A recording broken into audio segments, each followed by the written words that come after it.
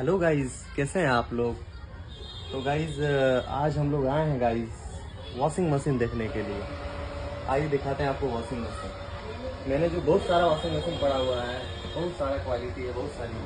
लेकिन मैंने जो पसंद किया है वो देखिए, क्वालिटी देखिए सबसे पहले आप इसका। और एक चीज़ समझिए, ये जो है इसमें कपड़ा वॉश होता है गाइस, और वॉश करने के बाद इसको इसमें आप डाल दीजिए, इसमें हो जाएगा ड्राई। ठीक है। अब बोलिएगा सर इसमें बटन कहाँ है, तो यही तो खासियत है कि बटन यहाँ है। ठीक है, जैसे इसको आप उठाएंगे यहाँ बटन मिलेगा ताकि इसमें पानी वगैरह ना पड़े। और एक खासियत बता रहे हैं गाइस, जैसे कपड़ा आपका धुल गया, मैल हट गया, ये मशीन इसको डिटेक्ट करती है कि मैल हट गया। यहाँ पे आपका बजर बजने लगेगा, दिखाइए, देखिए यहाँ पे बजर आवाज करने लगेगा कि हो गया है। दूसरी चीज, जैसे यहाँ ड्राई भी हो गया तो भी बजर बजने लगेगा। ठीक है।